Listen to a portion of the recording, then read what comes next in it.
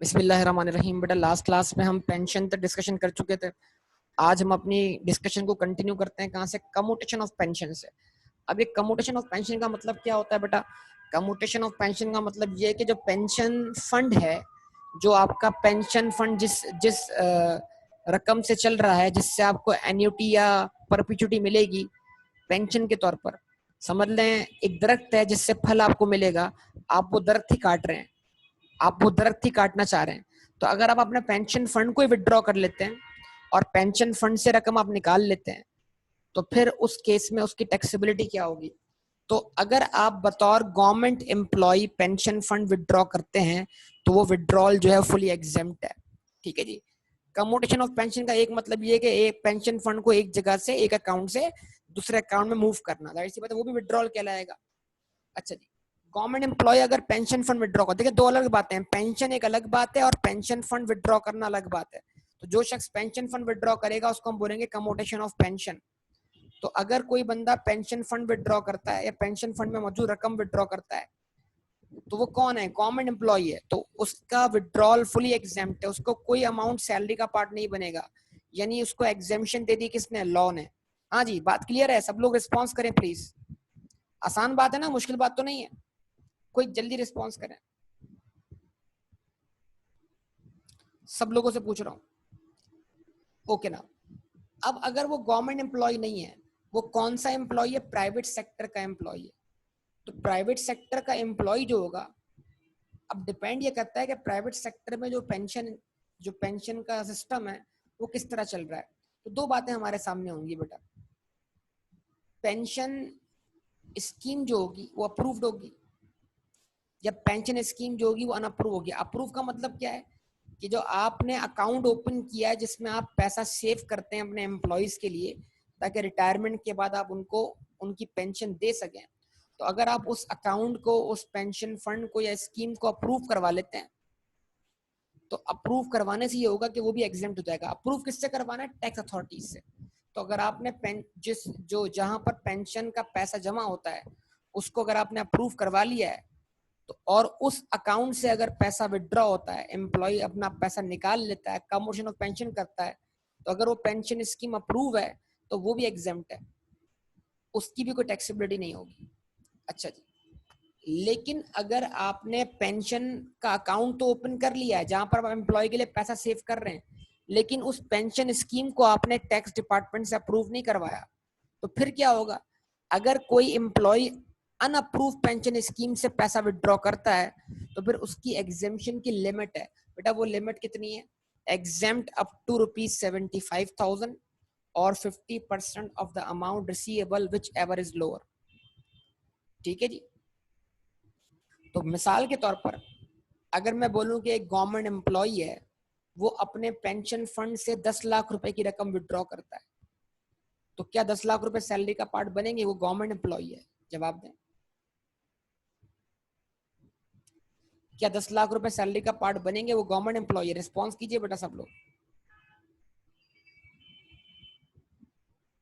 No. अच्छा जी। एक बंदा प्राइवेट सेक्टर का एम्प्लॉय है और उसका पैसा अप्रूव पेंशन स्कीम में रखा हुआ है, तो अगर वो अपना पैसा अप्रूव पेंशन स्कीम से विड्रॉ कर लेता है, तो जो 10 लाख रुपए उसने अप्रूव पेंशन स्कीम से विड्रॉ किए हैं, क्या उसका अमाउंट सैलरी का पार्ट बनेगा? उसकी कोई टैक्सेबिलिटी होगी? नो। गुड। नेक्स्ट। एक एम्प्लॉय जो है वो प्राइवेट सेक्टर का एम्प्लॉय है, लेकिन उसकी जो पेंशन स्कीम है वो अप्रूव नहीं, अनअप्रूव्ड है। ठीक है जी। उस अनअप्रूव स्कीम में कितना पैसा रखा हुआ है? 1 लाख रुपए रखे हुए। अब अगर अगर वो 1 लाख रुपए विड्रॉ करता है, तो क्या वो 1 लाख रुपए टैक्स होंगे? यस होंगे, लेकिन उसको एग्जेम्पशन मिलेगी। एग्जेम्पशन नंबर 1 कितनी है? 75,000। नंबर 2 कितनी है? 50% of the amount taxable which ever is lower. तो आप लाख रुपए के अगेंस्ट कितना अमाउंट रखेंगे? 75,000। नंबर 2 क्या रखेंगे आप? 50%। बताइए लाख का 50% कितना बना? 1 लाख का 50% कितना बना? 50,000 रुपए। अब बताइए लाख में से मैं 75,000 एग्जेम्पशन की तरफ पे माइनस करूं या 50,000 माइनस करूं? Which ever is lower. क्या माइनस करूं? 50,000। तो हम क्या करेंगे? Amount received from unapproved pension scheme, commutation of pension 100,000 less exemption option 1 ₹75,000 option 2 50% of the amount receivable which ever is lower rupees 50,000। तो जब लाख में से 50,000 लेस किए तो बचा क्या, 50,000 बचा, और 50,000 क्या बन गया बेटा, सैलरी का पार्ट बन गया। यस और नो? अच्छा जी, एक और एग्जांपल लेते हैं। एक अनअप्रूव पेंशन स्कीम से एम्प्लॉय है जो रकम विड्रॉ कर रहा है, उसकी अनअप्रूव पेंशन स्कीम में जो रकम रखी हुई है वो 3 लाख रुपए रखी हुई है। तो अगर वो 3 लाख रुपए विड्रॉ करता है तो बताइए अनअप्रूव स्कीम से तो कितना अमाउंट टैक्स होना चाहिए? तो अमाउंट विड्रॉन कितना है, 3 लाख रुपए। एग्जेम्पशन नंबर 1 कितनी है, 75,000। एग्जेम्पशन नंबर 2 कितनी है, 50%। 3 लाख का 50% कितना बनता है, 1.5 लाख रुपए। तो 75,000 1.5 lakh which ever is lower. जब 75 लोअर है तो अब 300,000 में से हम क्या लेस करें, 75,000। तो 300,000 में से 75,000 लेस करने के बाद कितना अमाउंट बच जाता है बेटा,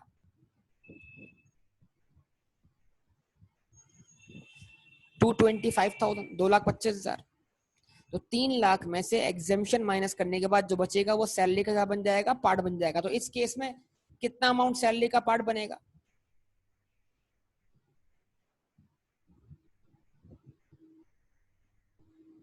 2,25,000। अच्छा जी, अब ये जो एग्जेम्पशन है 75,000 की या 50% की, सब्जेक्ट टू कंडीशन है, जो कि लिखा हुआ है exemption in case of unapproved commutation of pension shall not apply in the following cases. इसका मतलब क्या है, कुछ केसेस ऐसे हैं जहां पर 75,000 की और 50% की एग्जेम्पशन अवेलेबल नहीं है अनअप्रूव पेंशन वाले केस में, और इस एग्जेम्पशन का ताल्लुक पॉइंट नंबर 3 से ही है। पॉइंट नंबर 1 और 2 से इसका कोई ताल्लुक नहीं है। पॉइंट नंबर 1 और 2 समझ लें, हमेशा क्या रहेंगे, एग्जेम्प्ट रहेंगे। तो ये कंडीशन कौन सी है, exemption in case of unapproved commutation of pension shall not apply in the following cases. A payment which is not receive in Pakistan. तो आप अगर अनअप्रूव पेंशन स्कीम से 3 लाख रुपए वसूल कर रहे हैं लेकिन वो आपने पाकिस्तान से बाहर वाले अकाउंट में रिसीव कर लिए, तो अब बेटा पूरे 3 लाख रुपए टैक्स होंगे उस पर। 75,000 या 50% of the amount receivable which ever is lower की एग्जेम्पशन अवेलेबल नहीं होगी। तो इसका मतलब क्या है, इस एग्जेम्पशन को बरकरार रखने के लिए आपको ये अमाउंट रिसीव करना है पाकिस्तान में। अगर आप इसको रिसीव करते हैं आउटसाइड पाकिस्तान तो ये एग्जेम्पशन विड्रॉ हो जाएगी। क्या ये बात समझ में आती है सबको बेटा? कोई कोई जल्दी, क्या ये बात समझ में आती है सबको? हाँ जी, तो बोल दिया करें, साथ साथ बोलते रहा करें। अच्छा, उसके बाद क्या है, a payment receive by director of company who is not a regular employee of such company. ये कौन सा डायरेक्टर है, ये नॉन एग्जीक्यूटिव डायरेक्टर है जो सिर्फ बोर्ड ऑफ डायरेक्टर्स की मीटिंग अटेंड करने आता है। तो अगर कम्यूटेशन ऑफ पेंशन की रकम मिले किसको, नॉन एग्जीक्यूटिव डायरेक्टर को, तो भले अब वो पाकिस्तान में रिसीव करे और पाकिस्तान से बाहर रिसीव करे, कहीं भी रिसीव करे, नॉन एग्जीक्यूटिव डायरेक्टर के लिए ये एग्जेम्पशन अवेलेबल नहीं है। तो अगर क्वेश्चन में इजाफी लिखा हुआ आ जाए कि आप एक कंपनी से बतौर डायरेक्टर रिटायर हो जाएंगे, या एक कंपनी से एक कंपनी से आपने कम्यूटेशन ऑफ पेंशन की रकम वसूल की जहां पर आप नॉन एग्जीक्यूटिव डायरेक्टर थे, ठीक है, तो इसका मतलब क्या हुआ, फिर इस केस में कोई एग्जेम्पशन अवेलेबल नहीं होगी, पूरा अमाउंट क्या होगा, टैक्स होगा। थर्ड पॉइंट क्या है, रकम रिसीव करने वाला कौन हो, नॉन रेजिडेंट हो, any payment receive bye non resident. तो अगर आपने वो 3 लाख रुपए अनअप्रूव पेंशन स्कीम से रिसीव किए हैं और आप इस टैक्स ईयर में आपका स्टेटस क्या है, नॉन रेजिडेंट, तो भले अब वो रकम आपने पाकिस्तान में वसूल की हो तब भी आपको ये एग्जेम्पशन अवेलेबल नहीं होगी। तो ये 3 एग्जेम्पशन अपने दिमाग में अच्छी तरह फिट कर लें। ये जो पॉइंट्स होते हैं ना एग्जेम्पशन वाले के, कहाँ एग्जेम्पशन अवेलेबल है, कहाँ एग्जेम्पशन अवेलेबल नहीं है, एग्जाम में मेनली यही टेस्ट हो रहे होते हैं। तो जो की पॉइंट्स होते हैं उनको दिमाग में अच्छी तरह बिठा लें। यस बेटा, तो 3 केसेस ऐसे हैं जहां पर 75,000 रुपीज और 50% ऑफ द अमाउंट रिसीव्ड का एग्जेम्पशन आपके पास अवेलेबल नहीं होगा।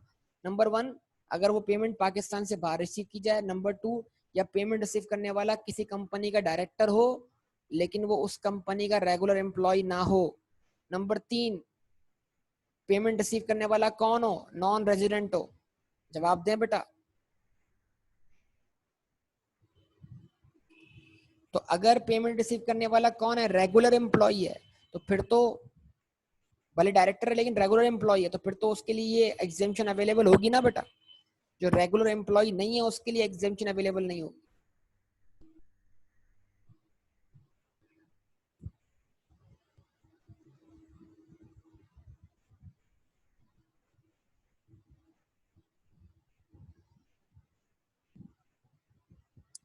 अच्छा जी, तकरीबन ग्रेचुटी का केस भी ऐसा ही है। ग्रेचुटी क्या है? ग्रेचुटी एक लॉयल्टी बेस्ड पेमेंट है जो एम्प्लॉय को मिलती है रिटायरमेंट के वक्त। तो जो उसकी लास्ट विड्रॉन सैलरी होती है उसको मल्टीप्लाई कर देते हैं उसके number of years of services से। मिसाल के तौर पर विदात जो है वो अपनी जॉब से रिटायर होगा और आखिरी सैलरी अगर विदात ने उठाई है, कितनी बेटा विदात रिटायरमेंट के बाद कितनी सैलरी होनी चाहिए तुम्हारी? विदात रिटायरमेंट के बाद 50 लाख रुपए पर मंथ, एक महीने के 5 लाख रुपए पर मंथ, एक महीने के। चलें, अगर मान लें विदात की लास्ट विड्रॉन सैलरी जो है 5 लाख रुपए है पर मंथ, तो विदात ने कितना अर्सा काम किया? विदात ने काम किया 10 साल। अगर विदात 10 साल काम करने के बाद रिटायर हो रहा है तो जरा आप 5 लाख को मल्टीप्लाई बाय 10 कर दें, कितना अमाउंट बनेगा? 10 तो आपकी आसानी के लिए लिख रहा था कि मल्टीप्लाई इजीली हो जाए। 50 लाख, 5 मिलियन। बेटा विदात ज्यादा हो गया, 0, 50 मिलियन कर दिया आपने, एक जीरो बढ़ाना है बस, एक जीरो। कितना हो गया बेटा? 5 मिलियन, 50 लाख। तो इसका मतलब क्या है? विदात को 50 लाख रुपए अलग से मिलेंगे रिटायरमेंट के वक्त, जो कि ग्रेचुटी कहलाएंगे। तो ग्रेचुटी जो है वो लॉयल्टी बेस्ड पेमेंट है, एम्प्लॉयज को एम्प्लॉयर की तरफ से मिलती है रिटायरमेंट के वक्त। ठीक है बेटा, ये बात क्लियर है? ग्रेचुटी डेफिनेशन में हमने पढ़ी थी पहले भी, याद है सब लोगों को? अच्छा जी, तो अगर ग्रेचुटी रिसीव करने वाला कौन हो? गवर्नमेंट एम्प्लॉय हो। अगर ग्रेचुटी रिसीव करने वाला कौन हो? गवर्नमेंट एम्प्लॉय हो, तो ग्रेचुटी की रकम क्या है बेटा? फुली एग्जेम्प्ट है। ठीक है,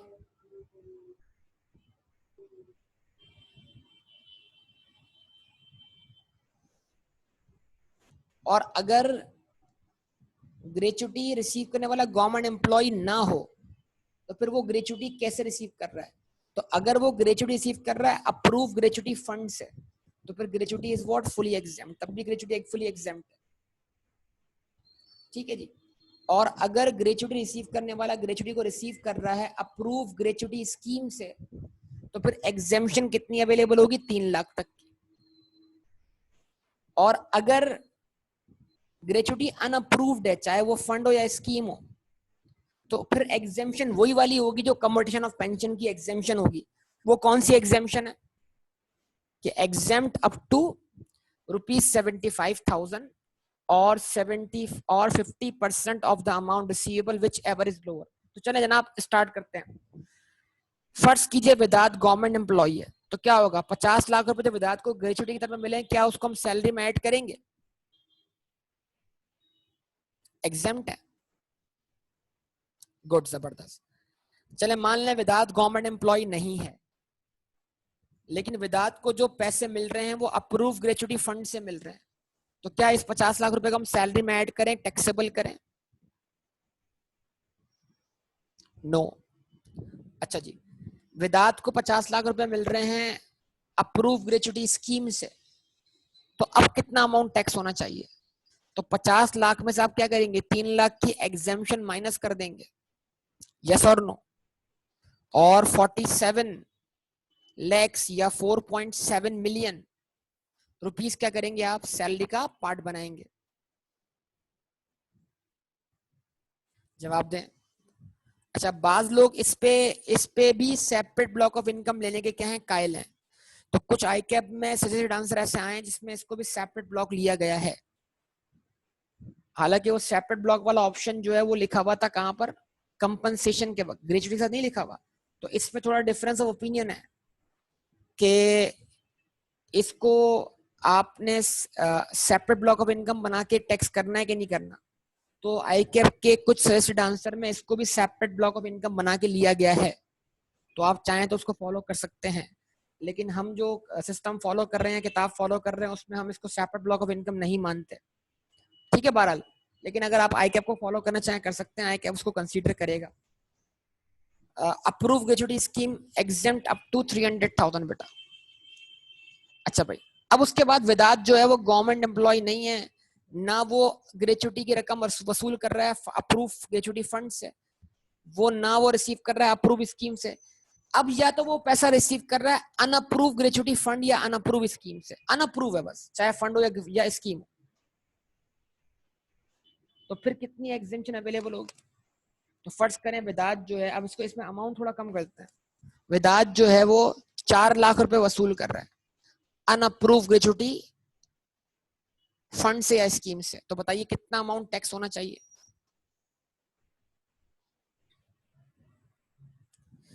4 लाख का निकाला 50% कितना बना? 2 लाख रुपए, rupees 75,000 which ever is lower, तो लोअर क्या है 75,000, लेस कर दिया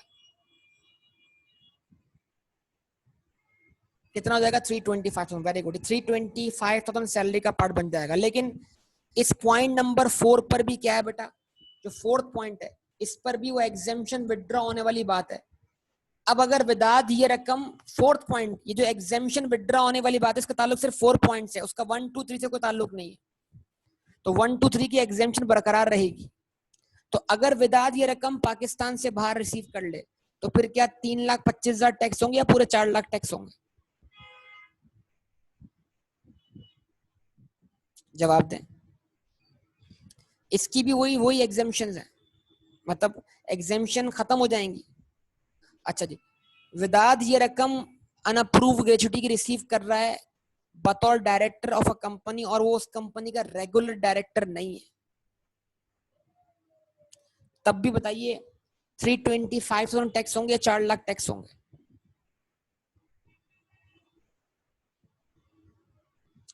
और नंबर 3, जिस साल विदात को ये ग्रेचुटी मिल रही है उस साल विदात जो है वो कौन है बेटा? नॉन रेजिडेंट है, तब भी कितना टैक्स होगा? 4 लाख टैक्स होगा। अब एक चौथा पॉइंट, इट मींस ये 3 पॉइंट वही है जो ऊपर लिखे हुए थे कमोडेशन ऑफ पेंशन में, इधर एक चौथा पॉइंट इजाफी, वो क्या है? Any gratuity received by an employee who has already received any gratuity from the same और एनी अदर एम्प्लॉयर। अगर ये ग्रेचुटी आप जिंदगी में पहली बार रिसीव नहीं कर रहे और आप इससे पहले किसी और एम्प्लॉयर से या सेम एम्प्लॉयर से कोई ग्रेचुटी रिसीव कर रहे हैं और मौजूदा ग्रेचुटी आप रिसीव कर रहे हैं अनअप्रूव स्कीम या फंड से, तो फिर ये एग्जेम्पशन आपके पास अवेलेबल नहीं होगी। तो हम बोलते हैं बेटा विदात इससे पहले भी एक जगह से रिटायर हो चुका है और वहां से रिटायर होने के बाद विदात वहां से भी ग्रेचुटी वसूल कर चुका है। अब विदात सेकंड बार रिटायर हो रहा है और सेकंड बार रिटायर होने के बाद जो उसको ग्रेचुटी मिल रही है वो अनअप्रूव स्कीम से मिल रही है। तो जरा बताइए क्या उसको ये 75,000 या 50% वाली एग्जेम्पशन मिलेंगी या नहीं मिलेंगी? नहीं मिलेंगी, सिंपल सी बात। तो आसान सी बातें ध्यान में रखिए, ठीक है। तो ये मैं बोल रहा हूँ कि ये सेकंड पॉइंट जो, अच्छा ये मैं फिर रिपीट कर दूं, ये एग्जेम्पशंस जो हैं ये सिर्फ फोर्थ पॉइंट के लिए हैं, इनको बराए मेहरबानी फर्स्ट सेकंड और थर्ड पे अप्लाई मत कीजिएगा। तो अगर विदात जो है पहले गवर्नमेंट से रिटायर हो चुका है, अब विदात जो है वो एक और जगह से रिटायर हो रहा है, लेकिन वो जो जहाँ से रिटायर हो रहा है वहां से जो ग्रेचुटी मिल रही है वो अप्रूव फंड से मिल रही है, तो तब भी कोई अमाउंट टैक्स नहीं होना चाहिए ना, क्योंकि ये 2 बार ग्रेचुटी रिसीव करने वाली बात तो पॉइंट नंबर 4 पे अप्लाई होगी, उससे पहले अप्लाई 1 2 3 पे अप्लाई नहीं होगी बेटा। तो ये जो हम एग्जेम्पशन विड्रॉ करने की बात कर रहे हैं, जो 4 पॉइंट्स हमने पढ़े, 1 पॉइंट नया पढ़ा, 3 पॉइंट हमने कमोडेशन ऑफ पेंशन वाले पढ़े, ये चारों पॉइंट सिर्फ पॉइंट नंबर 4 पे अप्लाई होंगे, ये पॉइंट नंबर 1 और 2 3 पे अप्लाई नहीं होंगे, ठीक है जी। अच्छा जी, अब 6.5 पढ़ा रहा हूं मैं आपको, वर्कर्स प्रॉफिट पार्टिसिपेशन फंड, ठीक है जी। तो WPPF जो पे करेगा उसके लिए तो WPPF क्या अलाउंस है जो वो रिड्यूस करेगा अपनी टोटल इनकम से to arrive at taxable income, yes और नो बोलिए। WPPF तो पे करने वाले के लिए अलाउंस है ना बेटा, यहां तो WPPF रिसीव करने की बात हो रही है, तो रिसीव कौन कर रहा है? कंपनी का एम्प्लॉय कर रहा है, लेबर कर रहा है। जवाब दें। तो रिसीव करने वाले के लिए क्या हुई? बेसिकली रिसीव करने वाले के लिए तो इनकम हुई ना बेटा। लेकिन अगर WPPF की रकम आप वसूल करते हैं तो उस रकम को आपके लिए एग्जेम्प्ट करार दिया गया है। तो अगर WPPF का अमाउंट मिलता है तो एग्जेम्प्ट है, उसको सैलरी में ऐड नहीं करेंगे। ठीक है जी, है वो सैलरी लेकिन उसको एग्जेम्प्ट इनकम शामिल किया जाएगा। क्लियर बेटा सबको? जवाब दें। अच्छा जी, उसके बाद 6.6 क्या है? Special allowance. कोई भी स्पेशल अलाउंस हो जो आपको ऑफिशियल ड्यूटीज परफॉर्म करने के लिए दिया जाए वो एग्जेम्प्ट है। सबसे मशहूर स्पेशल अलाउंस क्या है बेटा? TAD है, travelling allowance and daily allowance. आप जब फर्म में जाएंगे, ऑडिट करने जाएंगे, तो आपको ऑडिट के लिए क्या मिलेगा? TAD मिलेगा, आने जाने का किराया, मतलब खाने पीने, मतलब यानी वहां पर आप जो यानी सरवाइव कर सकें, अपनी ड्यूटीज परफॉर्म कर सकें, और उस ड्यूटी को परफॉर्म करने के लिए आपके जो ऑफिस के एक्सपेंडिचर्स हैं उनको बेयर करने के लिए आपको एक TAD दिया जाएगा। तो अगर आपको ऑफिस की तरफ से TAD मिल रहा है, जिसको हम ट्रेवलिंग अलाउंस और डेली अलाउंस बोलेंगे, तो वो TAD जो है वो क्या है बेटा? फुली एग्जेम्प्ट है। ठीक है, फॉर ऑफिशियल ट्रिप। अच्छा, इसको आप कंफ्यूज मत कीजिएगा। एक है कन्वेंस अलाउंस। कन्वेंस अलाउंस तो आपको दिया जा रहा है घर से ऑफिस आने के लिए, ऑफिस से घर जाने के लिए, और घर के कुछ काम निपटाने के लिए। Convince allowance is fully taxable. जब तक लफ्ज TAD लिखा हुआ ना आए तब तक आप उसको बराए मेहरबानी क्या कीजिएगा? एग्जाम मत कीजिएगा। अच्छा, कुछ क्वेश्चन में लिखा होता है ट्रेवलिंग अलाउंस, तो जहां पर अगर सिंपल ट्रेवलिंग अलाउंस लिखा हो, TAD का लफ्ज इस्तेमाल ना हुआ हो, तो उस ट्रेवलिंग अलाउंस को आप समझेंगे वो कन्वेंस अलाउंस की बात हो रही है, और उस ट्रेवलिंग अलाउंस को आप सैलरी में ऐड कर दें और सैलरी का पार्ट बना दें। ठीक है, तो जब तक प्रॉपर लफ्ज TAD ना आ जाए, travelling allowance and daily allowance, आप उसको एग्जाम ना करें। और अगर जस्ट क्या लफ्ज लिखा हो, ट्रेवलिंग अलाउंस लिखा हो, तो आप उसको इक्विवेलेंट टू क्या समझें? कन्वेंस अलाउंस समझें, और convince allowance is taxable, salary का पार्ट बना दें। बात क्लियर है बेटा? जवाब दें। तो लिखा हुआ क्या आ गया? एनी स्पेशल अलाउंस और benefit other than in the nature of conveyance or entertainment allowance, especially granted to meet expenses wholly and necessarily incurred in the performance of duties।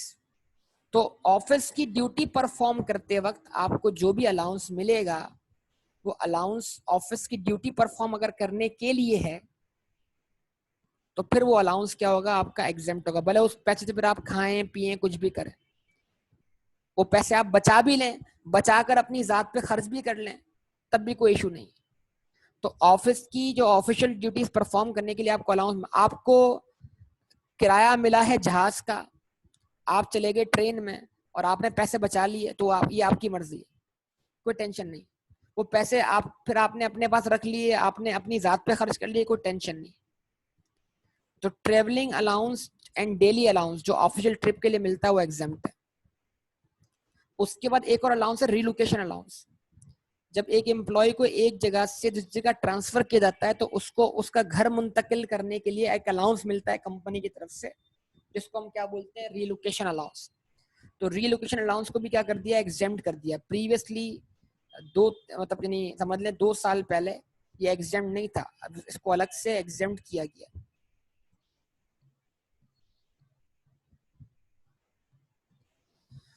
उसके बाद लास्ट पॉइंट क्या लिखा हुआ है? Special allowance as above is exempt but if the employer pays any special pay, example for any additional amount और any particular extra responsibility, then special pay shall be taxable। तो अगर कोई special allowance मिलता है official duty perform करने के लिए, वो तो एग्जेम्प्ट है। लेकिन अगर कोई स्पेशल पे मिलती है, स्पेशल फी मिलती है, कोई कमीशन मिलता है एक्स्ट्रा, तो वो तो टैक्सेबल होगा। अच्छा जी, इसकी मिसाल क्या है? इसकी मिसाल बड़ी सिंपल है कि वो जो हमने अकाउंटिंग में क्वेश्चन किए थे, वो जो मिस्टर असलम थे, मिस्टर असलम जो थे वो उनको साइट प्रिपरेशन पे लगा दिया था आपने सुपरवाइजर के तौर पर, और बतौर सुपरवाइजर उनको आपने सैलरी के अलावा सुपरवाइज करने के लिए इस प्लांट की इंस्टॉलेशन को आपने उनको अलग से फी पे की थी। तो अगर किसी भी मैनेजर को आप प्लांट की इंस्टॉलेशन की सुपरविजन पे लगाते हैं और उसको एक्स्ट्रा रिस्पॉन्सिबिलिटी देते हैं, और वो एक्स्ट्रा रिस्पॉन्सिबिलिटी पूरी करने के लिए आप उसको अलग से पे करते हैं, तो वो अलग से जो पे है वो फी है, और वो फी अलग से क्या होगी, सैलरी का क्या बन जाएगी बेटा, पार्ट बन जाएगी। यस और नो? तो एक्स्ट्रा अलाउंस मिल जाना फॉर ऑफिशियल ड्यूटीज एग्जेम्प्ट है, लेकिन अगर एक्स्ट्रा पे मिलती है फॉर स्पेशल ड्यूटी तो वो टैक्सेबल होगी, वो सैलरी का पार्ट बनेगी। यहां तक कोई मसला हो तो बोलिए। तो आज हमने सारी एग्जेम्पशन पढ़नी है बेटा, एग्जेम्पशन कि सैलरी के हेड में क्या कुछ एग्जेम्प्ट है। ओके जी, उसके बाद certain perquisites without marginal cost to the employer. ठीक है जी, अगर कुछ बेनिफिट्स हैं जो एम्प्लॉयर की तरफ से मिल रहे हैं, लेकिन उस एम्प्लॉयर को उस बेनिफिट्स को प्रोवाइड करने में कोई मार्जिनल कॉस्ट इनकर नहीं करनी पड़ रही। देखें, समझेगा बात को। अगर एक शख्स टीचर है, एक स्कूल में पढ़ाता है, तो वो स्कूल का क्या हुआ, वो स्कूल का क्या हुआ,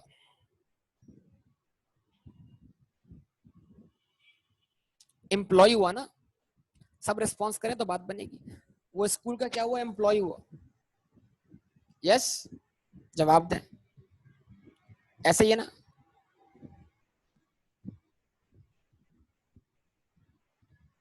अच्छा जी, जब वो स्कूल का एम्प्लॉय हुआ है, अच्छा, अगर वो स्कूल उसके बच्चों को उसी स्कूल में क्या करे, एडमिशन दे और वहां पे उनके बच्चों को एजुकेशन प्रोवाइड करे, तो बेनिफिट मिले चाहे एम्प्लॉय को या उसके एसोसिएट्स को, वो बेनिफिट एम्प्लॉय ने रिसीव किया ना।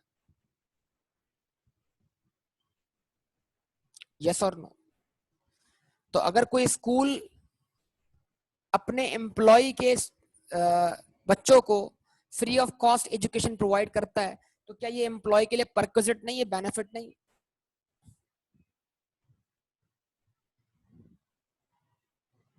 जवाब दें। तो नॉर्मल हालात में तो बेनिफिट या परक्विजिट जो है वो टैक्स होना चाहिए, और जिस बेनिफिट और परक्विजिट को हमें वैल्यू ना पता हो तो हम उसको वैल्यू करते हैं किस पर, फेयर मार्केट वैल्यू पर। तो फेयर मार्केट वैल्यू पे वो टैक्स होना चाहिए। यस और नो? लेकिन अब यहाँ पे एक सवाल आपसे करते हैं, स्कूल को उस एम्प्लॉय के बच्चों को पढ़ाने के लिए क्या कॉस्ट बेयर करनी पड़ रही है?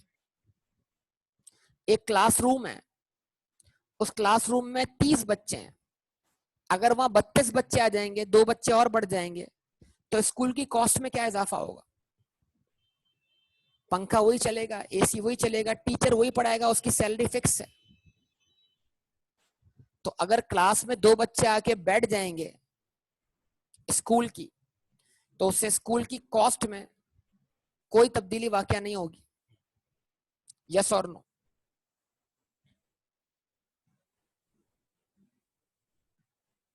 तो इसका मतलब क्या हुआ, जिन परक्विजिट्स को प्रोवाइड करते वक्त एम्प्लॉयर को कोई मार्जिनल कॉस्ट बेयर ना करना पड़े, मार्जिनल मतलब उसकी कॉस्ट में कोई चेंज ना आए, तो फिर ऐसे परक्विजिट्स क्या हो जाते हैं बेटा, एग्जेम्प्ट हो जाते हैं।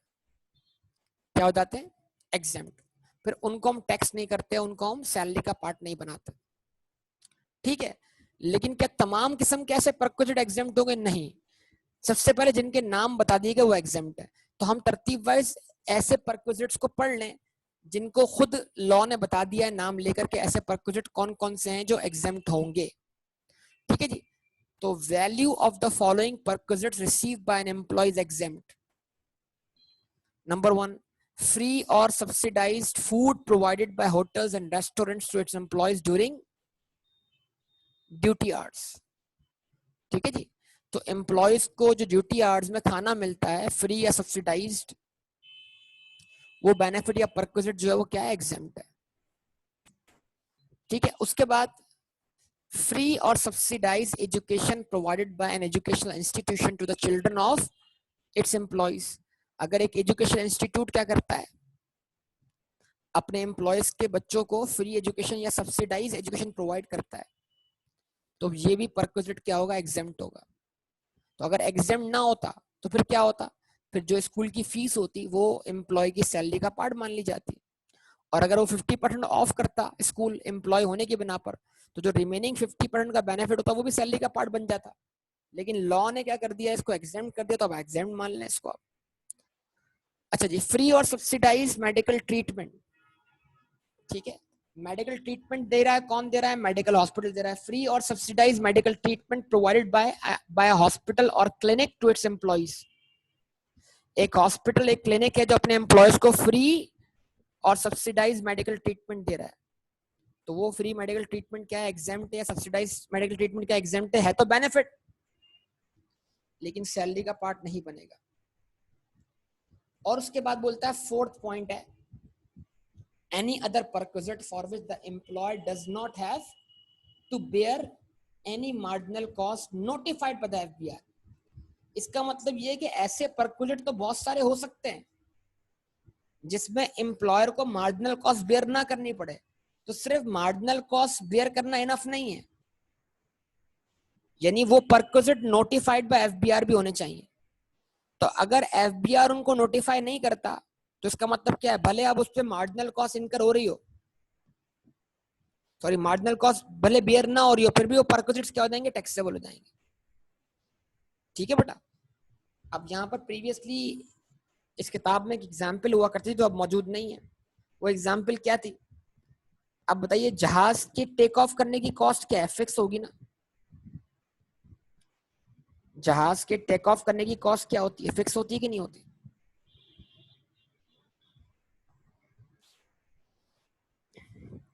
बोलिए सब लोग। अब जहाज फुल पैसेंजर्स लेके भी जा सकता है और बाज़ दफा जहाज के अंदर पैसेंजर्स कम होते हैं, तो जहाज अपनी फुल कैपेसिटी से कम कैपेसिटी पे जा रहा होता है। ऐसा होता है कि नहीं होता? तो जो ऑफ सीजन डेज होते हैं जहां पर जहाज अपनी फुल कैपेसिटी से कम कैपेसिटी पे जा रहा था, तो वहां पर क्या करते हैं एयरलाइंस वाले? अपने ही एम्प्लॉइज को टिकट सेल कर देते हैं, लेकिन बहुत लो रेट पर, या उनको टिकट प्रोवाइड कर देते हैं फ्री ऑफ कॉस्ट। तो अब ये जो टिकट एम्प्लॉय को मिला है फ्री ऑफ कॉस्ट या सब्सिडाइज रेट पर, तो ये भी तो परक्विजिट हुआ ना, ये भी तो बेनिफिट हुआ। इस पर भी उस एयरलाइन को कोई मार्जिनल कॉस्ट इनकर नहीं करनी पड़ रही। तो इस केस में भी क्या होना चाहिए? परक्विजिट एग्जेम्प्ट होना चाहिए, लेकिन एक शर्त पर, कि इधर मार्जिनल कॉस्ट इनकर तो नहीं हो रही, लेकिन एक शर्त और है अब, कि अगर ये परक्विजिट नोटिफाइड बाय एफबीआर है तो फिर ठीक है, फिर एग्जेम्प्ट होगा। लेकिन अगर इस पे मार्जिनल कॉस्ट इनकर नहीं हो रही, लेकिन ये परक्विजिट नोटिफाइड बाय एफबीआर नहीं है, तो फिर क्या करना पड़ेगा बेटा? इस परक्विजिट को टैक्स करना पड़ेगा, सैलरी का पार्ट बनाना पड़ेगा। क्या ये बात समझ में आती है सब स्टूडेंट्स को? जवाब दीजिए सब लोग प्लीज।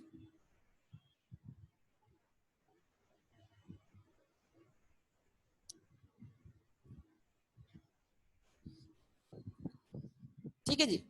अच्छा, ऊपर एक बात हो गई कि मेडिकल आपको फैसिलिटी या मेडिकल ट्रीटमेंट मिला आपको उसी एम्प्लॉयर की तरफ से जो कि हॉस्पिटल है। तो अगर आप हॉस्पिटल में जॉब करते हैं और आपको हॉस्पिटल की तरफ से मेडिकल ट्रीटमेंट मिलता है, तो फिर तो वो perquisite without incurring marginal cost हो गया, वो तो वैसे एग्जेम्प्ट हो गया। लेकिन क्या ऐसा नहीं होता कि आप गवर्नमेंट के दीगर डिपार्टमेंट्स में एम्प्लॉय होते हैं या आप किसी फैक्ट्री में एम्प्लॉय हैं, फिर भी आपको मेडिकल फैसिलिटी मिलती है, मेडिकल अलाउंसेस मिलते हैं, तो क्या मेडिकल फैसिलिटी बतौर एम्प्लॉय हासिल करने के लिए या मेडिकल अलाउंस हासिल करने के लिए आपको किसी हॉस्पिटल का एम्प्लॉय बनना जरूरी है? क्या दीगर एम्प्लॉयर्स आपको ये फैसिलिटी प्रोवाइड नहीं कर सकते? जवाब दें। वो प्रोवाइड कर सकते हैं ना बेटा? करते हैं। तो जब दीगर दीगर लोग ये फैसिलिटी प्रोवाइड करेंगे तो उनको तो कॉस्ट बियर करनी पड़ेगी ना। तो अब अगर दीगर एम्प्लॉयर्स ये कॉस्ट बियर करते हैं तो फिर इस केस में क्या ट्रीटमेंट है? लॉ क्या उनको भी एग्जेम्प्ट करता है? तो लॉ चाहे तो उनको एग्जेम्प्ट कर सकता है, ना चाहे तो फिर टैक्सेबल होना पड़ेगा। ऐसा ही है।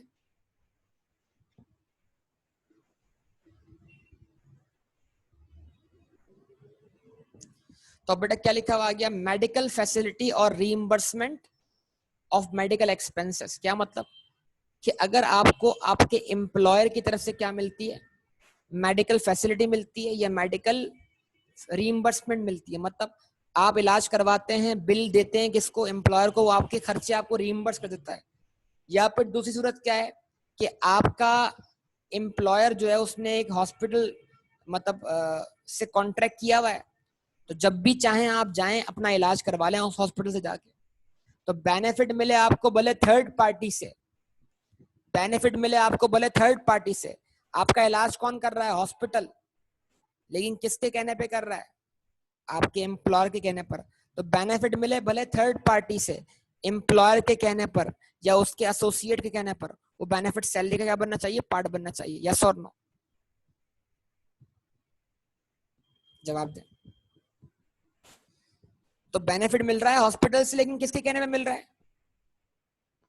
एम्प्लॉयर के कहने पे मिल रहा है। अब सवाल क्या है, क्या ये बेनिफिट एम्प्लॉयर आपको in accordance with the terms of employment दे रहा है, या ये बेनिफिट आपको employer not in accordance with the terms of employment दे रहा है? अब इन दोनों बातों में क्या फर्क है? बड़ी सिंपल सी बात है। अगर एम्प्लॉयर ये बेनिफिट आपको in accordance with the terms of employment दे रहा है, तो इसका मतलब ये है कि जो आपने एम्प्लॉयमेंट कॉन्ट्रैक्ट साइन किया था, उस एम्प्लॉयमेंट कॉन्ट्रैक्ट के अंदर ये बात लिखी भी थी कि ये एम्प्लॉयर आपको या तो मेडिकल फैसिलिटी देगा या आपके मेडिकल के एक्सपेंसेस को रीइंबर्स करेगा। तो अगर ये शिक वहां लिखी हुई थी, कहां पर? आपके एम्प्लॉयमेंट कॉन्ट्रैक्ट में, तो हम क्या समझेंगे जनाब की जो मेडिकल फैसिलिटी या रीइंबर्समेंट मिली है, ये इन accordance with the terms of employment है। लेकिन फर्ज करें आपके एम्प्लॉयमेंट कॉन्ट्रैक्ट में ऐसी कोई बात नहीं लिखी हुई, फर्ज कर लें आपके एम्प्लॉयमेंट कॉन्ट्रैक्ट में ऐसी कोई बात नहीं लिखी हुई, लेकिन फिर भी आपकी रिक्वेस्ट करने पर आपके मेडिकल एक्सपेंसेस को कौन बेयर कर लेता है? आपका एम्प्लॉयर बेयर कर लेता है। तो फिर इस मेडिकल फैसिलिटी या रीइंबर्समेंट को हम क्या बोलेंगे? Not in accordance with the terms of employment. तो अब लॉ क्या कहता है? लॉ ये कहता है कि अगर मेडिकल फैसिलिटी अवेलेबल है इन accordance with the terms of employment, तो वो फुली एग्जेम्प्ट है, उसकी टैक्सेबिलिटी नहीं होगी। लेकिन उसके लिए दो शर्तें हैं, यानी अगर वो दो शराइत पूरी ना हो तो टैक्सेबल हो जाएगी। तो फुली एग्जेम्प्ट है इफ का मतलब क्या? अगर इफ हटा, ये जो इफ के बाद वाली बात है, ये प्रूव ना हो तो मतलब ये एग्जेम्पशन खत्म हो जाएगी। If NTN national tax number of medical practitioner and employer's attestation are available, कि जिसने आपका इलाज किया है उसका NTN नंबर चाहिए, और नंबर 2 ये खर्चा आपका किसने बियर किया है? एम्प्लॉयर ने बियर किया, वो अटेस्ट करे इस बात।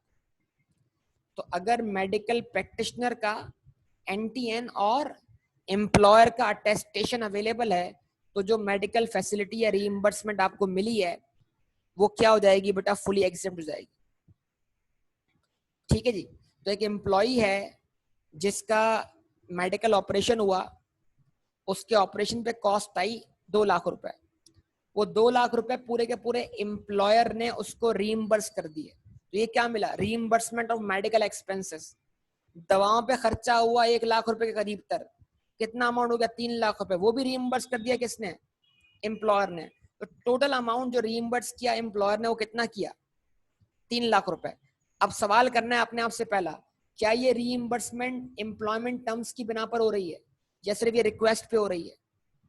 क्या एम्प्लॉयमेंट कॉन्ट्रैक्ट ये कहता है कि रीइंबर्समेंट होगी मेडिकल एक्सपेंसेस की? तो अगर ऐसा है कि एम्प्लॉयमेंट कॉन्ट्रैक्ट में ये पॉइंट मौजूद है, तो फिर ये रीइंबर्समेंट हो रही है इन accordance with the terms of employment. तो अगर ये रीइंबर्समेंट हो रही है इन accordance with the terms of employment, तो फिर ये फुली एग्जेम्प्ट है। बस इसके लिए दो बातें लानी है। दो बातें क्या है? जिसने आपका ऑपरेशन किया है उसका NTN नंबर हो, उन डॉक्टर साहब का या उस हॉस्पिटल का, ठीक है, एंड एम्प्लॉयर्स अटेस्टेशन, और एम्प्लॉयर इस बात को अटेस्ट करे, गवाही दे इस बात की कि उसने आपको ये अमाउंट रीइंबर्स किया है। तो फिर जो 3 लाख रुपए आपको मिले हैं एम्प्लॉयर की तरफ से as a reimbursement of medical expense, वो क्या हो जाएंगे बेटा? एग्जेम्प्ट हो जाएंगे। लेकिन फर्ज कर लें कि आपको रीइंबर्समेंट मिली है इन accordance with the terms of employment, तो आपके पास एम्प्लॉयर का अटेस्टेशन तो अवेलेबल है, लेकिन मेडिकल प्रैक्टिशनर का NTN मौजूद नहीं है। तो अब क्या होगा? इन accordance with the terms of employment होने के बावजूद भी वो अमाउंट क्या हो जाएगा? एग्जेम्प्ट रहेगा या टैक्सेबल हो जाएगा? टैक्सेबल हो जाएगा, सैलरी का पार्ट बना दिया जाएगा। यस बेटा, क्लियर है सबको? अच्छा जी। और अगर वो not in accordance with the terms of employment हो, तो फिर वो फुली वो टैक्सेबल रहेगा, उसमें अटेस्टेशन की कोई कहानी है ही नहीं। मतलब अगर आपको रकम मिल रही है not in accordance with the terms of employment, तो वो क्या है, फुली टैक्सेबल है। ठीक है जनाब। अच्छा जी, अब एक चीज समझने वाली, वो क्या है, नोट्स पढ़ लें क्या है। In case of an individual CNIC shall be used as NTN। अगर एक डॉक्टर का क्लिनिक है और वो अकेला इंडिविजुअल कैपेसिटी में वो क्लिनिक चला रहा है, तो वो डॉक्टर का NIC जो होगा वही उसका NTN माना जाएगा, क्योंकि इंडिविजुअल्स के लिए टैक्स नंबर जो है वो उनके NIC नंबर का, जो NIC नंबर है वही उनका NTN नंबर कहलाता है। उसके बाद एक और मसला है उसमें, वो क्या है, बाज़ दफा क्या होता है, कंपनी करवा लेती है आपका ग्रुप हेल्थ इंश्योरेंस, करवा देती है। तो वो हेल्थ इंश्योरेंस क्यों करवाती है, कि जब कभी इन केस ऑफ इमरजेंसी आपको पैसों की जरूरत हो, तो फिर वो रकम आपको कहां से मिल जाए, इंश्योरेंस कंपनी की तरफ से मिल जाए। तो इस केस में कंपनी क्या कर रही होगी, आपके बिहाफ पर प्रीमियम कंट्रीब्यूट कर रही होगी, कहां पर, हेल्थ इंश्योरेंस पॉलिसी में। तो जो कंपनी आपके बिहाफ पर हेल्थ इंश्योरेंस पॉलिसी में प्रीमियम कंट्रीब्यूट कर रही है, उस प्रीमियम की कोई टैक्सेबिलिटी नहीं है, उसको तो आप छोड़ दें, उसको आप टैक्सेबल ना माने। लेकिन जब वो पॉलिसी मिच्योर हो और खुदा ना खास्ता कोई हादसा होता है जिसके तहत एक शख्स को उस पॉलिसी से रकम मिलती है रीइंबर्समेंट ऑफ मेडिकल एक्सपेंस के तौर पर, हेल्थ क्या कहते हैं, इंश्योरेंस पॉलिसी से, तो फिर जो रीइंबर्समेंट मिली है, अगर वो इन अकॉर्डेंस, ऑब्वियसली अगर कंपनी ग्रुप इंश्योरेंस पॉलिसी ले रही है तो हम उसको इन accordance with the terms of employment he assume करेंगे। तो फिर जो रकम मिच्योर होकर मिल रही है इंश्योरेंस पॉलिसी की, वो रीइंबर्समेंट ऑफ मेडिकल एक्सपेंसेस के बराबर होगी।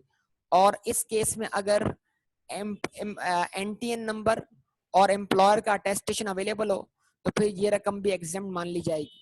तो reimbursement of medical bills by insurance company under group insurance policy arrange by employer is not taxable as well, subject to NTN। NTN होना जरूरी है प्लस एम्प्लॉयर अटेस्टेशन। इन दो में से अगर कोई एक भी चीज नहीं है तो फिर ये टैक्सेबल हो जाएगा। In this case, insurance premium paid by the employer to the insurance company is not part of salary income of the employees। तो फिर जब employer contribute कर रहा है इंश्योरेंस प्रीमियम, तो वो प्रीमियम आपकी सैलरी का पार्ट नहीं बनेगा, नंबर वन। नंबर टू, जो रकम मेच्योर होकर मिलेगी आपको, वो भी आपकी सैलरी का पार्ट नहीं बनेगी, क्योंकि वो इन accordance with the terms of employment मानी जाएगी। बस शर्त ये कि उसके लिए दो चीजें चाहिए, एम्प्लॉयर का अटेस्टेशन और मेडिकल प्रैक्टिशनर का NTN। अगर नहीं है तो फिर ये अमाउंट टैक्सेबल हो जाएगा। उसके बाद थर्ड पॉइंट क्या है, अगर एम्प्लॉयर खुद हॉस्पिटल और क्लिनिक है, तो फिर तो ये perquisite without incurring marginal cost हो गया, तो फिर तो ये बेनिफिट हर हाल में क्या रहेगा, एग्जेम्प्ट रहेगा। इसमें according with the terms of employment या नॉट टर्म्स ऑफ एम्प्लॉयमेंट की जरूरत नहीं है, पिछला जो टॉपिक हमने पढ़ा उसके उसके तहत वो एग्जेम्प्ट हो जाएगा। और अगर एम्प्लॉयर जो है वो हॉस्पिटल या क्लिनिक है, तो फिर आपको क्या कहते हैं जनाब, अटेस्टेशन की जरूरत भी नहीं है।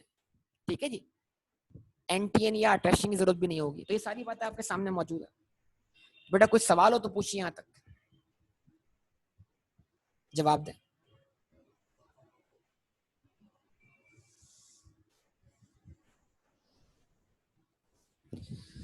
तो पहली बात, परक्विजिट और अलाउंस का फर्क आना चाहिए। अगर आपको परक्विजिट और अलाउंस का फर्क आता है तो फिर तो मसला नहीं है। अच्छा जी, अब अगर देखें, रीइंबर्समेंट तो जब मिलेगी जब आप बीमार होंगे ना, जब जरूरत पड़ेगी। मेडिकल फैसिलिटी जब मिलेगी जब आप बीमार होंगे, तो आप हॉस्पिटल जाएंगे इलाज करवाने के लिए। लेकिन अगर आपको मेडिकल अलाउंस मिल रहा है, ठीक है बेटा, क्या मिल रहा है,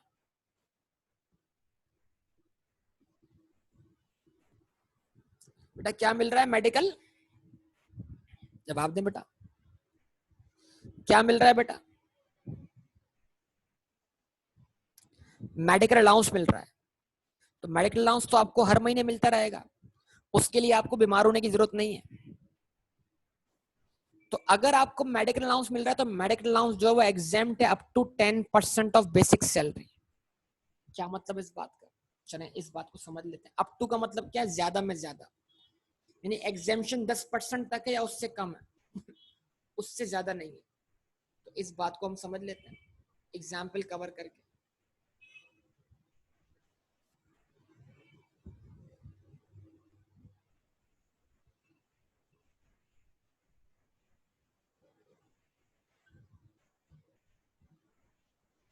ठीक है, टैक्सेबल इनकम है वो आप सब लिख देंगे।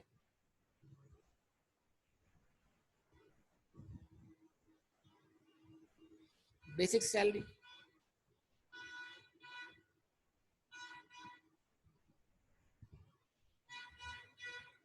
1,800,000 ऐड किया मेडिकल अलाउंस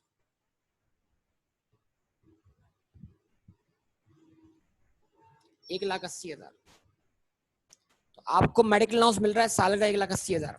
तो जरा आप बेसिक सैलरी क्या निकालें, 10% निकाल लें, less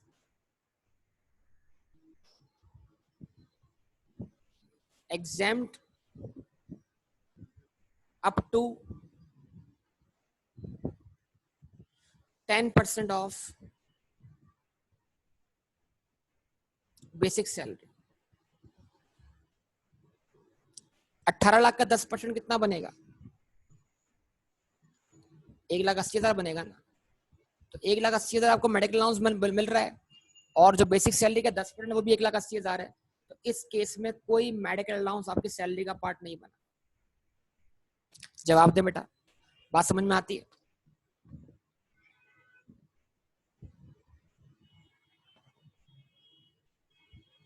mister B,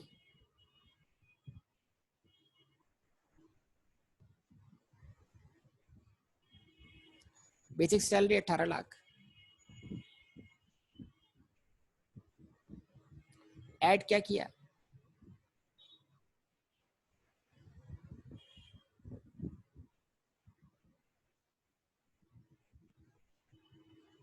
medical allowance कितना, 2,40,000, लेस exempt अप टू 10%। तो बेसिक सैलरी का 10% कितना बनेगा, वही 1,80,000। तो क्योंकि अब आपका मेडिकल अलाउंस जो है आपकी सैलरी के 10% से क्या है, ज्यादा है, तो एक्सेस जो होगा वो सैलरी का पार्ट बन जाएगा कितने से, 60,000, और एक्सेस टैक्स होगा 1,860,000, ये आपकी सैलरी कहलाएगी। ठीक है जी। अच्छा जी, उसके बाद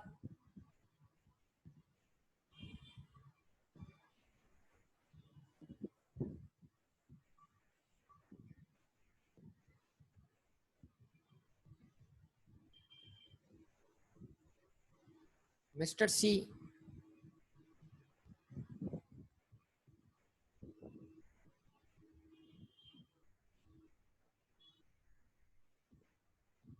basic salary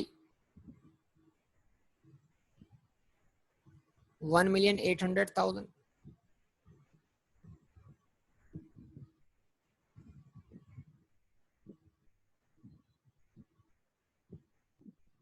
medical allowance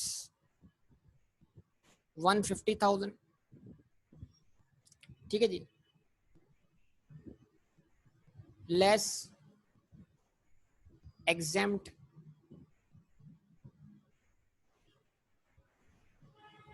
up to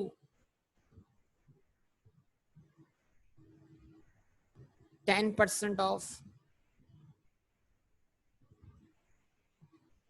basic salary. जवाब दे बेटा। तो अब बताइए जरा, मैं कितना लूं अमाउंट, इसमें से कितना लेस करूं, 1.5 लाख में से कितना लेस करवाऊं,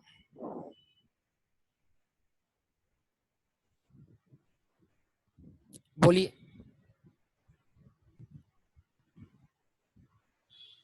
बताइए सब लोग बेटा।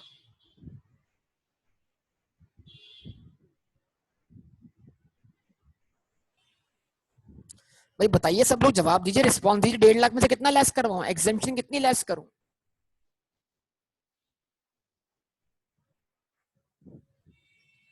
हाँ जी, 1.5 लाख की लेस करूंगा, क्योंकि 10% कितना बन रहा है, 1,80,000। तो ज्यादा में ज्यादा कितनी एग्जेम्पशन है, 1,80,000। लेकिन अगर आपका मेडिकल अलाउंस उस 10% से कम है, तो जितना मेडिकल अलाउंस है उतना एग्जेम्प्ट हो जाएगा। तो आप इस केस में क्या लिखेंगे, 1.5 लाख लिखेंगे। अप टू है, अप टू का मतलब क्या है, ज्यादा में ज्यादा। तो अगर आपका मेडिकल अलाउंस बेसिक सैलरी के 10% से कम है तो फिर आप जितना अमाउंट है उतना ही एग्जाम कर दें, तो अमाउंट निल हो गया। कोई मुश्किल बात है बेटा? देखिए वेरी गुड, 1.5 लेस होगा, जबरदस्त। ठीक है जी, तो ये सारी बातें आपके सामने आ गई, कोई मुश्किल बात नहीं है। ठीक है, अब उसके अंदर आगे क्या लिखा हुआ मजी, अब आप एक सवाल का जवाब दें आगे जाने से पहले, उस पेज पे जाने से पहले, कि क्या एक एम्प्लॉय को मेडिकल अलाउंस तो हर महीने मिल रहा है लेकिन उसको मेडिकल फैसिलिटी भी मिल जाती है या मेडिकल रीइंबर्समेंट मिल जाती है? चले फैसिलिटी तो नहीं मिलती, लेकिन मिसाल के तौर पे अगर एक एम्प्लॉय को हर महीने अलाउंस मिल रहा है लेकिन अचानक से उसको किसी बड़े ऑपरेशन की जरूरत पड़ जाती है जिसमें उसका एक्सपेंस ज्यादा लग जाता है और उसकी रीइंबर्समेंट उसको कहाँ से मिल जाती है? हॉस्पिटल, अपने एम्प्लॉयर से, हॉस्पिटल के एक्सपेंसेस की। तो क्या बोलेंगे जनाब? तो इसका मतलब क्या है, अगर एक बंदे के पास एक वक्त में मेडिकल फैसिलिटी भी अवेलेबल हो या रीइंबर्समेंट का ऑप्शन अवेलेबल हो और साथ साथ उसको मेडिकल अलाउंस भी मिल रहा हो, तो ये दोनों बातें हो जाएंगी ना, कि एक बंदे के पास अलाउंस भी अवेलेबल है और मेडिकल फैसिलिटी या रीइंबर्समेंट भी अवेलेबल। तो अब जरा सुनिएगा, ये इंपॉर्टेंट बात करने जा रहा हूं। अगर मेडिकल फैसिलिटी मिल रही है इन accordance with the terms of employment, ठीक है, जवाब दें। अगर मेडिकल फैसिलिटी मिल रही है इन accordance with the terms of employment और साथ साथ क्या मिल रहा है, मेडिकल अलाउंस भी मिल रहा है, तो अल्फाज बड़े अच्छी तरह दिमाग में फिट करने हैं आपने। मेडिकल फैसिलिटी का इन accordance with terms of employment होना, मेडिकल फैसिलिटी का इन accordance with the terms of employment होना मेडिकल अलाउंस की एग्जेम्पशन को विड्रॉ कर देगा।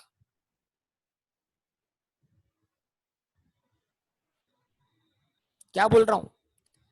मेडिकल फैसिलिटी और मेडिकल अलाउंस दोनों इकट्ठे मिल रहे हैं, तो मेडिकल फैसिलिटी का इन accordance with terms of employment होना मेडिकल अलाउंस की एग्जेम्पशन को विड्रॉ कर देगा। बात समझ में आ रही है? और मेडिकल फैसिलिटी खुद एग्जेम्प्ट रहेगी, बस शर्त क्या है, एम्प्लॉयर का अटेस्टेशन और मेडिकल प्रैक्टिशनर का एनटीएन अवेलेबल हो। मेडिकल फैसिलिटी का इन accordance with terms of employment होना मेडिकल अलाउंस की एग्जेम्पशन को विड्रॉ कर देता है। बोलिए बेटा, ये बात समझ में आई आप लोगों को?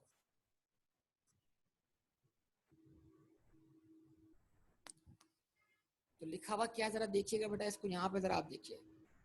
हाउएवर से जरा पढ़िए। However medical allowance is fully taxable if it is in addition to medical facility or reimbursement in accordance with the terms of employment. अगर आपको मेडिकल अलाउंस जो है वो मेडिकल फैसिलिटी या रीइंबर्समेंट के अलावा मिल रहा है इन accordance with the terms of employment, तो फिर मेडिकल अलाउंस पूरा टैक्स होगा और मेडिकल फैसिलिटी या रीइंबर्समेंट एग्जेम्प्ट होगी सब्जेक्ट टू 2 कंडीशंस। अच्छा जी, लेकिन फर्ज करें आपके एम्प्लॉयमेंट कॉन्ट्रैक्ट में कहीं भी नहीं लिखा हुआ कि आपको रीइंबर्समेंट मिलेगी, लेकिन आपको मेडिकल अलाउंस मिलता है रेगुलरली। तो अगर आपको मेडिकल फैसिलिटी या रीइंबर्समेंट मिल जाती है not in accordance with the terms of employment और आपको साथ साथ मेडिकल अलाउंस तो वैसे ही मिल रहा है,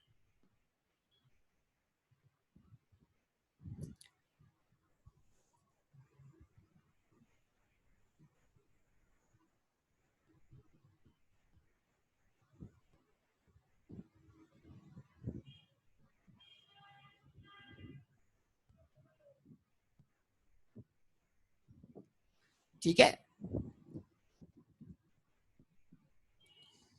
अगर आपको मेडिकल फैसिलिटी मिल रही है not in accordance with the terms of employment और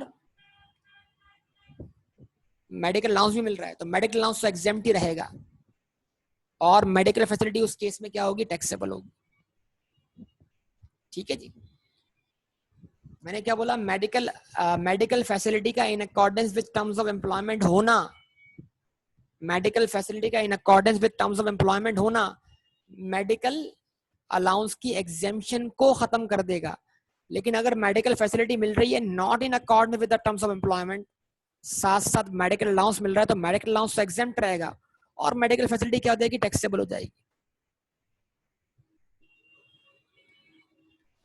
अब इसमें बनती है डिफरेंट सिचुएशन। सिचुएशन नंबर 1, आपको मेडिकल अलाउंस मिल रहा है सिर्फ, तो बताइए क्या होगा? क्विक जल्दी जवाब दीजिए। Response, quick response. आपको मेडिकल अलाउंस मिल रहा है सिर्फ, तो क्या होगा? Quick response. सिर्फ मेडिकल अलाउंस मिल रहा है, क्या होगा? जल्दी बोलिए भाई। बोलते हैं exempt up to 10% of basic salary यार। अच्छा जी, उसके बाद आपको सिर्फ क्या मिल रहा है? मेडिकल फैसिलिटी मिल रही है, रीइंबर्समेंट मिल रही है, या इंश्योरेंस की रकम मिल रही है इन accordance with the terms of employment, तो फिर उस केस में क्या होगा? उस केस में मेडिकल फैसिलिटी और रीइंबर्समेंट एग्जेम्प्ट होगी। शर्त यह कि एम्प्लॉयर का एनटीएन और अटेस्टेशन, जो क्या कहते हैं, मेडिकल प्रैक्टिशनर का एनटीएन और एम्प्लॉयर का अटेस्टेशन क्या हो, अवेलेबल हो। सही है। लेकिन अगर अवेलेबल ना हो तो फिर वो अमाउंट क्या हो जाएगा? टैक्स हो जाएगा। अच्छा जी, उसके बाद अगर मेडिकल फैसिलिटी या रीइंबर्समेंट सिर्फ मिल रही हो not according with the terms of employment, तो मेडिकल फैसिलिटी क्या है? टैक्सेबल है। चौथी बात, अब चौथी बात सुनिएगा। अगर मेडिकल फैसिलिटी या रीइंबर्समेंट मिल रही है इन accordance with the terms of employment, ठीक है, और साथ साथ मेडिकल अलाउंस भी मिल रहा है, तो अब क्या रिजल्ट बनेगा? अब रिजल्ट बनेगा सर मेडिकल अलाउंस जो होगा फुली टैक्सेबल होगा। मेडिकल फैसिलिटी जो होगी वो एग्जेम्प्ट होगी, शर्त ये है कि एम्प्लॉयर का अटेस्टेशन और मेडिकल प्रैक्टिशनर का एनटीएन नंबर अवेलेबल हो। और अगर अवेलेबल ना हो तो फिर क्या होगा? फिर मेडिकल अलाउंस भी टैक्सेबल हो जाएगा और मेडिकल फैसिलिटी या रीइंबर्समेंट भी टैक्सेबल हो जाएगी, दोनों टैक्सेबल हो जाएंगे। तो मैं बोल रहा था मेडिकल फैसिलिटी या रीइंबर्समेंट का अवेलेबल होना ही मेडिकल अलाउंस की एग्जेम्पशन को विड्रॉ कर देगा। तो मेडिकल अलाउंस तो टैक्सेबल हो जाएगा क्योंकि मेडिकल फैसिलिटी अवेलेबल थी। लेकिन अब मेडिकल फैसिलिटी एग्जेम्प्ट थी, वो टैक्स क्यों हो रही है? इसलिए टैक्स हो रही है वो भी क्योंकि एम्प्लॉयर का अटेस्टेशन या एनटीएन नंबर मौजूद नहीं है मेडिकल प्रैक्टिशनर का। तो फिर ये दोनों भी टैक्स हो सकते हैं एक साथ, ठीक है। और लास्ट केस क्या है हमारे पास कि मेडिकल फैसिलिटी अवेलेबल है not in accordance with the terms of employment, और मेडिकल अलाउंस भी अवेलेबल है। तो मेडिकल अलाउंस अवेलेबल हो, मेडिकल अलाउंस जो होगा वो एग्जेम्प्ट होगा और मेडिकल फैसिलिटी क्या होगी? टैक्सेबल होगी। ये पूरी समरी यहाँ लिखी हुई मौजूद है आपके सामने, ठीक है जी।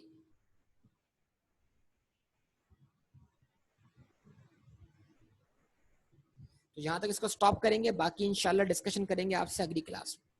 ओके बेटा, अल्लाह हाफिज।